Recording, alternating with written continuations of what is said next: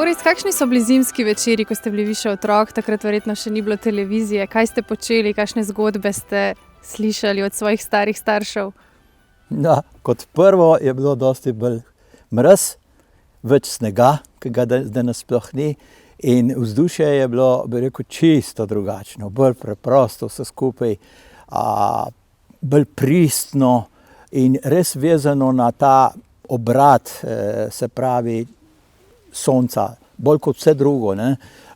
Seveda so to vse prikrili prazniki, čaščenja pač nove vere, ne, se pravi, tuje nam vere, čeprav se nekateri zagovarjajo, ne, to je naša vera, ni res, to sploh ni res.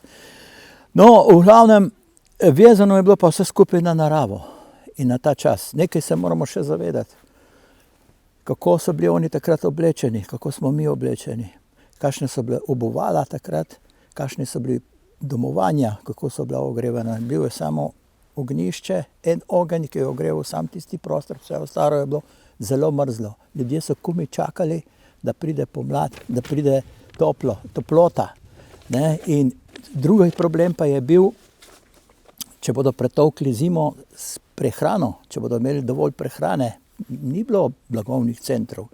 Odvisni so bili popolnoma od zemlje. Poleg tega so bile še številčne družine, 10-11 otrok. In se to prebiti skozi ni bilo lahko. In zato je bila vsaka taka malenkost izredno pomembna in čaščena. Danes je vse to izprijeno, vse je potrošniško, pohlepno. Temu ne moremo reči, da je to praznik. To je ena sama, bom rekel, larifari, pravzaprav. Vse te lučke pa vse to. No, mi morate vedeti, da mi smo celo na Smrekicah nekoč imeli svečke, ki so imeli tako ščipalkico in se je včasih celo zgodilo, da smo mogli gasiti. Nismo imeli električnih lučk in utripajočih, pa kaj jaz vem kaj. Ni bilo tega. Bilo je čisto res tako, bom rekel, zemeljsko. Danes se mi zdi to vse prikrojeno nekim trendom pogoltnosti,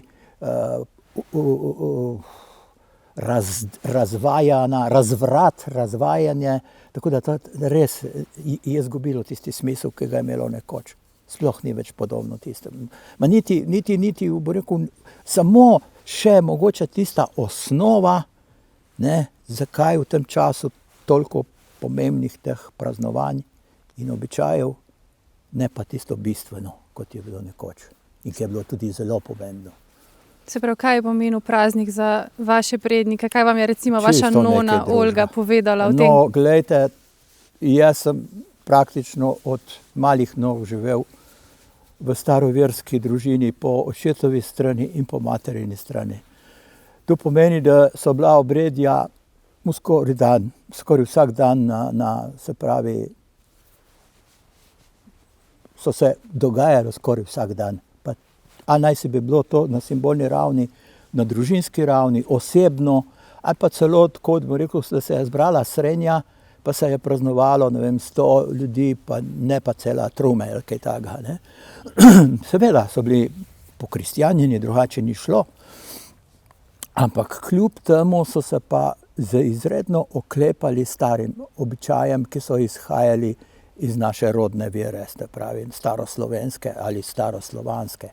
Za razliko od Posočja, kjer sem veliko pač se pogovarjal s Pavletom Medveškom Klančarjem, so naši predniki še poznali kar precej starih bogov, tudi njihov pomen in namembnost. Medtem ko pa je Pavel bil skoraj malce zgrožen, oziroma ne bom rekel zgrožen, ampak tako bi rekel malo prizadet, da Posočje tega ni imelo. Torčan in ni Krmana, no, ni Krmana kot neka prasila, mogoče edino Torčan lahko povežemo s Triglavom, z bogom Triglavom. Tako. Zdaj pa, kar se tiče praznikov, sem skoraj prepričan, da malo kdo še ve, kaj sploh praznik beseda pomeni. Praznik je bilo očiščevanje telesa. In to se je izvajalo parkrat v leti, ko si se slabo počutil. In to je morala ti narediti prav ženska, ki je to obvladala. To je bila na primer moja prababica Marija Ban Friglova iz Prelož in njena hčerka Olga, moja nona, moja babica, ki se je potem poročila Čok. In tako da ko sem bil v puberteti, sem imel pač te pubertetniške težave, ne vem, glavobole, mišice so me bolele zaradi rasti. No in potem smo izvedli ta praznik. To je pomenilo prazniti, očiščevati nekih slabih stvari, ki so bile v tebi. Lahko je bilo to na fizični podlagi ali pa na duševni podlagi. Izvajalo pa se je tako pri kakšnemu drevesu, kjer se je čutilo neko zemeljsko moč, in to se je celo enkrat zgodilo po zimi z mojo babico, ko sva šla v Prelože in rekla, zdaj ti bom pa naredila praznik, da sva se do golega skoraj slekla do pasu v zimi. Ampak ko ona začela izvajati to, bi rekel, očiščevanje, sem pa jaz začutil eno neizmerno toploto, vročino. Mi je prav, kot da bi mi kri zavrela. Ne? In potem, ko me je pa ona, tako bi rekel, pobožala in tako, je pa to izpuhtelo. In to je bilo, s temu so rekli oni, v bistvu praznik. To, kar mi imamo danes praznik, je pa razvrat. Tako. Zdaj, eden glavnih dnevov za naše prednike je bil pa zimski solstici. Kako so ga praznovali? No, glejte, mislim, to je bil najbolj pomemben. Ampak povezano s tem je bilo več teh obredov in čaščenj. Res, da je bil obrat sonca, prihod mladega sonca zelo pomemben, zelo pomemben.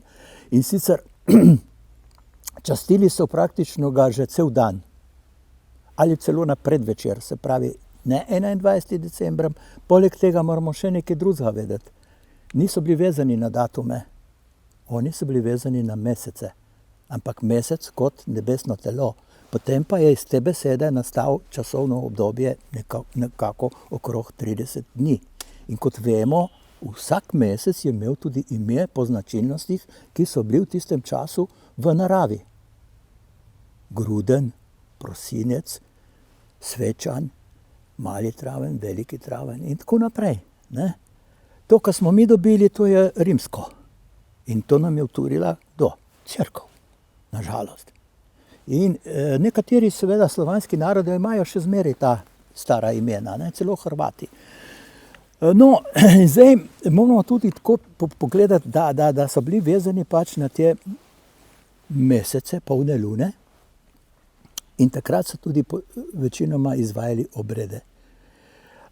Ker pa so starešine oziroma svečeniki imeli tudi po 2-3 metre dolge ravne palce leskove, kot koledar, tako da so si zarezali črtice, potem pa eno večjo, ker je pomenilo, da je bila polna luna. To je bilo v primeru, če niso oni mogli tega opazovati. No in tako nekako so na podlagi tega vedeli, kdaj bo prišlo do zimskega obrata ali pa poletnega. No, tako da potem so pa seveda na to vezano, ali je bilo, če je bilo lepo vreme, še posebej so potem to se izkazali v čaščenju tega. Ne? Naprimer, če je bilo pa snežilo, magla, kaj takšnega, potem niso mogli izvesti popolnega obreda oziroma čaščenja. Naprimer, kresa niso mogli prižgati. No, zakaj je bil pa kres?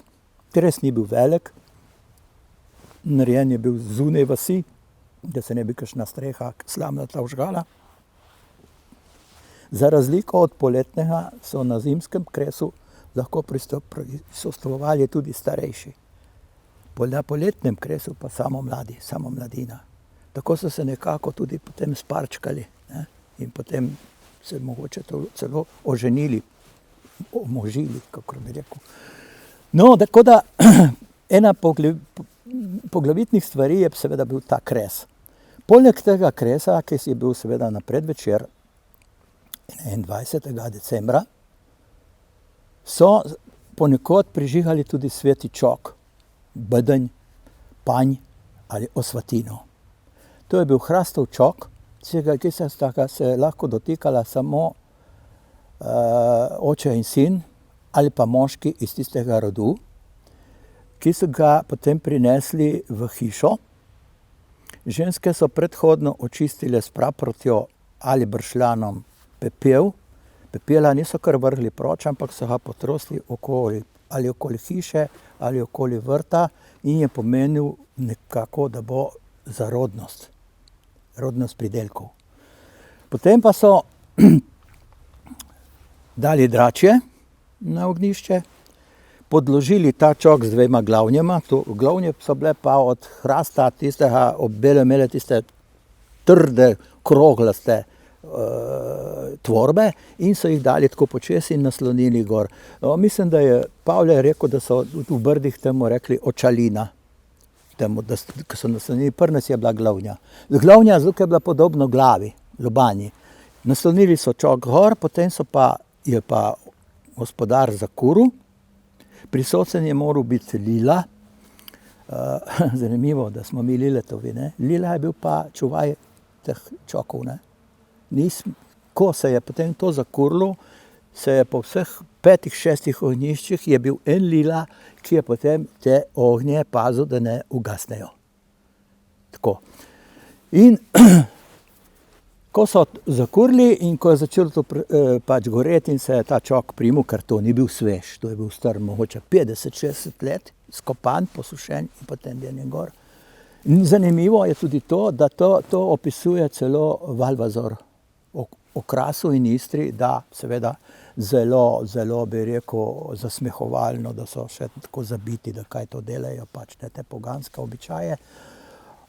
No, tako da je potem pa gospodar polil na čok malo rdečega vina, kot kri, kot zdravje. Potem je malo medu za sladko življenje, praznike, bi rekel, ne praznike, ampak veseljačenja, ohceti in tako naprej. In malo soli, ki je bila pa takrat, rečemo, kot neke vrste monopol, prestiž. Sol je pa pomenila dobro gospodarjenje, da bi imela hiša potem dovolj dobrin, ne. No, ko se je to nekako sprovedlo, so pa ženske prinesle, predvsem starejše, par brinovih vejic in so jih dale še dodatno gor. In ko je to prasketalo, z tega prasketanja so one poskušale razbrati, kakšna letina bo za naprej. Potem, ko so se pa posedli, ko je ta ogenj malo bolj splantel, seveda takrat je mogoče bila ena petrolejka, ali pa niti ne, dovolj bil, da je bil ti ogenj. Kaj se je dogajalo? Ko so sedeli okoli, so se pojavljali na zidovih njihove sence. In potem so oni smatrali, da to so te sence, da so to duše njihovih rajnkih. Rajnkih pa zato, ker naj bi šli v raj. Predvsem tisti ta dobri so šli v raj. No, in tako da oni so razbirali, aha, tu je naša Pepa, Pepa, ko si bila ti dobra, koliko dobra si ti naredila, ma si bila pa harač, veš, koliko si ti tudi naredila, delala in tako. No, nekako takrat je prišel tudi stik s svojimi predniki, pokojniki. Ob tem pa so naredili še eno kruh, pohača so rekli, hlebec različnih velikosti, 1, 2, kar je bilo, ko so mu rekli svarožek ali svarožič, odvisno kje. Bil je narejen tako, bom rekel, bolj proporcije 1:3, se pravi, če dam eno skodelo ajdove moke, 3 skodele bele moke, jajca, malo soli, potem, kaj je še bilo, no, v glavnem, to se je tako umešalo, bi rekli, kot ena pinca. No, in potem se je pa dalo gor te hruškice od mokovca, posušene ali zmlete, in naredilo se je kot en sonček gor, tako skvašena testa, mislim, tako gor, potem pa še žarkice. Medtem ko na tale kresni hlebček kresnika se je pa naredilo gor svaričko. To 6-listni cvet, ne, svarico. Tako da sta bila 2 ta hlebčka. In kaj se je dogajalo? Ko so prižgali kres, ko so rajali okrog tega kresu, je potem pa ena kot neka svečenica, mlado dekle, nosila na poseben pladnju ta hlebček in vsak od udeležencev, ki je bil, je potem z eno roko odščipnil en košček, z drugo roko en košček tega hlebca. In potem so pa počakali na znak, da je pa svečenica ta ali starešina pa naredil priprošnjo. In sicer priprošnja je bila tako, da se en košček kruha poje in so to dobrote prejšnjega, se pravi tega leta, ki se nazaj je bil, in da bi bili potem zdravi in da bi bilo še dosti dovolj hrane. Drugi košček se je vrglo v ogenj in podarilo temu mlademu soncu, da bi mu dalo moč, da bi čim prej začel ogrevati in da bi zima čim prej pač odšla. No, tako. Poleg tega so pa pred koledo, to se pravi čist pred koncem leta, no oni letos so pa zaznamovali s 13. luno, ne? Ko je prišla 13. polni mesec, takrat se je začelo pač novo leto in sicer to je bilo tako, da so trije koledniki, kaj sploh koleda pomeni. Kolo je en sončni obrat leta, se pravi 4-letni časi. In ko pride to kolo okoli, to je ta koleda. In to trije koledniki so hodili okoli s posebnimi posodicami, v katerih so imeli oglje in so to oglje nosili po hišah, da bi dalo seveda novo moč in toploto, ne samo hiši, ampak nasploh celotnemu rodu. No, potem so jih seveda preobrazili če se ne motim, svete tri kralje, ki sploh niso obstajali. Obstajali so trije modreci, ki jih je imel šah, nek perzijski šah, in potem je krščanstvo to potegnilo za svoje namene. No, vsekakor ni to tisto, kar trdijo. No, in potem pa, čisto na koncu, je pa gospodar s posebno lesno gobo, ki jo je imel na eni taki ukrivljeni palici, največkrat brinovi, ki je pa bila podobna kači. Zakaj kača? Zato, ker kača je bilo podzemno bitje, se pravi, da je imelo stik z matero zemljo. In ni bilo tako zlovešče, kot je potem bilo pri krščanstvu upodobljeno, ne. In gor se je nataknilo to lesno gobo, ki pa je mogla biti od drevesa mokovca, makonca rečemo mi, in je dešala malo po hruškicah. Ko je on prižgal, je tlela, dajala tak prijeten vonj in dim in je šel z njo po vseh prostorih, ne samo v hiši, šel je tudi v štalo, v skedenj in povsod je o dimu. Potem so pa odprli okna od domovanj, ne od štale, pač vrata in tako naprej, da se je to malo razkadilo in s tem je bil postopek očiščevanja prostorov vsega slabega, se pravi lahko urokov, bolezni, slabega počutja, karkoli je bil potem to očiščeno. Tako nekako so bili ti obredi, so potekali praktično skoraj cel mesec, za reči, ne. No, tako. In tudi to moram povedati, da so tudi že poznali ponekod Dedka Mraza in Starko zimo, ne. Za katerega se pač trdi, da ga je uvedel socializem. Dejansko ga je, ampak na podlagi seveda iz mitologije. Prišel je seveda, naj bi prišel iz Sovjetske zveze, k temu za času socializma kot protiutež Miklavžu. Ne, tako. Ampak dejansko izvira z naše stare vere. No. Kdaj so potem ti obredi nekako bili pozabljeni? Tako za reči, prav pozabljeni ne. Morate nekaj vedeti, da naprimer Osvatina, se pravi Sveti Čok Beden, se je začel opuščati, ko so začeli uveljavljati se štedilniki, špangerti in opuščati ognjišča. Tako da moja babica Olga je potem naredila en preprost obred še v 70 letih, tako da je najdela na staro koreniko in jo dala pač notri v štedilnik in potem je naredila neko vrste priprošnjo za dobro letnjo in počutje družine. Zamerati, bomo rekli, ne pa, da so popolnoma utonili pozabo, pa se je začelo tam, rečemo, 80. leta, 90. leta, ko se je pa začela pač to, bi rekel, ta hiter razvoj komoditeta predvsem, ne. Vsi smo postali komod, skoraj vsak en avto pri hiši, pa kaj jaz vem kaj. In seveda potrošništvo, pa vsa ta odvečna krama, ki se je kupovalo tudi, če nisi rabil, samo zato, da si imel, pa zato, da si imel več, kakor je imel sosed, in take oslarije, ne. No, in potem seveda je to izkrivilo sploh tisto bistvo, ki je bilo nekoč, bi rekel, zelo pomembno za preživetje naših prednikov, ne. Tako. Kako boste pa vi praznovali praznike? Po starem.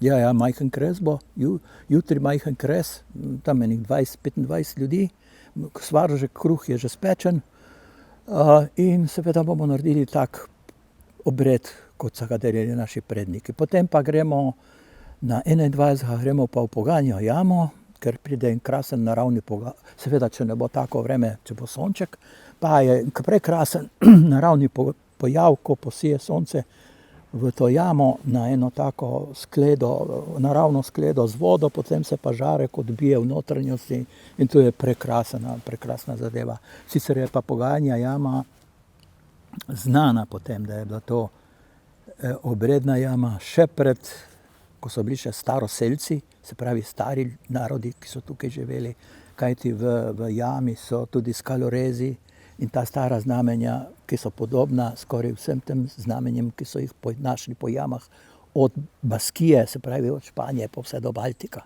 Podobna ta znamenja, to je res čudo. Potem je pa seveda še naše znamenje, to je pa Tročan, ki je sklesan na stropu jame, ne. Tako da tam so bili že neki stari obredi. No, mi pa seveda naredimo tako priprošensko, ko se posije ta žarek notri. Tako. A tudi kaj okrasite hišo po staroversko, kako to izgleda? Ja. No, moramo vedeti, da tudi novoletna jelka izvira iz germanske mitologije, ne, to ni krščansko. Potem seveda so pa pošle pod to jelko, so prišle, oziroma božično drevesce, so prišli pač te jaselce in vse te neumnosti. In seveda skoraj obvezno mora biti pri nas, ne damo špice gor, ampak damo rdečo zvezdo. Zakaj rdeča zvezda? Rdeča zvezda je staroverski zaščitno, pa bom rekel znamenje, ne bom rekel v tujki simbol, znamenje proti slabemu, proti hudemu ali celo proti sovražniku. In je bil potem ta simbol prevzet od določene ideologije, se pravi najprej bolševikov, potem osvobodilnih gibanj in tako naprej, tudi naših partizanov, ampak izhaja pa iz staroverstva. In ponovadi je bil slikana rdeča zvezda na zibelkah otrok, da jih je ščitilo pred boleznimi, takrat je bilo dosti umrljivosti dojenčkov, in seveda na skrinje od bal, ki so jih neveste prinesle hiši. No, nek hec je bil, tako so pravili, da naj bi te rdeče zvezde ščitile nevesto pred taščo. Tako, ja. No, to je ena taka zadeva, ki je tudi uporabljena. No, drugače pa tudi spečemo ta kruhek, tale svarožek in seveda gor pa tudi damo še na sončka, mali sonček. No, in en tak krasen sonček, sklesan v kamen, obstaja v Orehku pri Postojni, na zidu od pokopališča, in tam, kjer stoji cerkev, je prostor imenovan Kolednik. A vam je kaj to znano? A vidite, kako so to. In tam so 3 cerkve, ne morete verjeti. Ena je na tem, kjer je bilo neko obredno mesto, če je bil Kolednik, se ve, se točno ve. In ta sonček, to je mlado sonce, ta verjetno je bil nekje tam, v našem starem svetišču, ampak gledajte, se je ohranilo, so ga vse dali na zid. No, tako da, ja, tukaj je bilo, v tem mestu je bilo ogromno tega, bi rekel. No, poleg tega seveda so bile potem tudi posebne pač za te stvari jedi, ne, tukaj izvira tudi potica. Zanimivo, zakaj je potica sama, namreč malo kdo ve, da je oreh bil sveto drevo starovercev, ne, poleg drugih. Osnova seveda je bila lipa kot drevo bogov, potem hrast kot perunovo drevo, se pravi kresnikovo drevo, in potem so bili še druga drevesa, ki so imela tak velik pomen. Eno od njih je bil oreh. Ne, in so tako rekli, oreh na dan ti da bolezni na stran. In zato se je potem uporabljalo dosti oreh, seveda ni bilo drugega tudi, ne, moramo vedeti. Ali suhe češpe, kaj takega, to so imeli, niso imeli takih sladic, kot imamo danes. Ne. Tako da zelo pomembno je bilo, ne, in seveda ob tem so seveda šli tudi pač v polnočnici, to vsekakor, ne, to ni bilo, ker če ne bi šli, ne bi bilo dobro za njih, ne. Ampak se je pa dogajalo, da so bili eni zelo trmasti, naprimer po strani od moje mame, ženske so še neki šle, moški pa prav nobeden, niti pod Avstro-Ogrsko, ne. Niso, niti za, ne vem kaj jih ne bi prepričal. Ampak o tej rodni veri se nismo nič učili v šolah. Zakaj je pomembno, da mogoče... Glejte, tu je žalostna zgodba. Žalostna zgodba, kar se tiče našega izobraževanja. Kot gimnazijec sem se moral pifljati, bom rekel jih pifljati, ne, ker mi je pač zanimalo in sem povezoval tudi s to staro našo vero. Mitologije, grška mitologijo, rimsko mitologijo, egipčansko, Sumerce, vse do Indije. No, ko smo prišli pač do Indije, sem pa ugotovil, da imamo neke, bom rekel, kar precej skupnega, ne, glede teh številnih bogov, ki smo jih imeli, oni jih imajo še zdaj. In se nobeden ne posmehuje tam, oni imajo ne vem koliko, 100, skoraj 1000 bogov, recimo. No, tako da je ena povezava vseh teh starih verstvov zelo, lahko neke stvari celo poenotimo, ne. In mene je pač to zelo, bi rekel, privlačilo, sploh pri teh obredih, ker so bili tako spontani. In niso bili ponarejeni, ni se uporabljalo nobenega gradiva, vse je šlo skozi ustno izročilo in ti izreki, protiuroki, uroki, čaščenja, potem priprošnje, to je bilo vse spontano, je bilo prenešeno iz roda v rod. Tu ni bila religija, tu ni bilo pisano. In da moraš ti tako delati. Lahko je vsaka vas ali vsaka skupnost delala pač po svoje. Zakaj? Malo kdo tudi ve, zakaj se mi rečemo priroda. To ni srbizem ali kaj drugega. Priroda, to mi je Nono pač razložil, je ozemlje, ki ga upravlja, ki ga časti, za katerega skrbi tvoj rod pri rodu. In kaj delamo mi danes? Sam poglejte. Mi si uničujemo svoj lasten življenjski prostor. Nobeno živo bitje na svetu ne dela tega, človek pa dela. Ne? No, in tako da rodnoverci, staroverci so bili neke vrste tudi naravovedci ali naravoverci. In če pogledamo tudi medicino, ki so jo oni imeli, je izvirala čisto vse iz naravnih zelišč, iz sadežev ali karkoli, in to so oni preizkušali mogoče kar skozi stoletja. Danes kemija naredi v enem mesecu, da na tržišče, brez da bi kaj preizkusili, mogoče na kakšnih bogih belih miškah, in potem ljudje dobijo svojo dozo. Kako pa ta doza, kaj nam naredi? Seveda, da so tudi oni takrat pojedli kakšno strupeno gobo in so umrli, ampak potem so vedeli, da tiste gobe ne bodo več jedli. In tako naprej, ne. Skratka, ta navezanost z naravo je bistvena pomena tudi za prepoznavanje tega staroverstva oziroma naravoverstva tudi v današnjem času, prav iz tega razloga, ker se nismo nič od tega učili. In je zdaj pomembno to spet dati nazaj ven, zaradi tega, ker je to vezano tudi na to, kar se danes dogaja. Podnebne spremembe, uničevanje okolja, uničevanje čistih rek, se pravi toplotno segrevanje in vse te stvari, se pravi narava. Če mi ne bomo šli nazaj k naravi, če ne bomo tudi, še nekaj drugega se moramo mi zavedati, predvsem Slovenci imamo to že v genih, ker to lahko vidimo tudi v nekaterih oddajah, ki so na televiziji, tiste bolj pozitivne zadeve, ko govorimo o zdravi prehrani, o starih zeliščih, o starih rastlinah. Ne starih, ampak tiste, ki so še zmeraj, ampak ki so jih nekoč uporabljali. Enako bi morali se tudi spet povezati nazaj na zemljo, na svoje okolje, kjer so bila nekoč rodovitna polja. Še ena stvar se je zgodila po letu 1991. Ukinili smo 2 bistvena predmeta. Gospodinjstvo in kmečki pouk.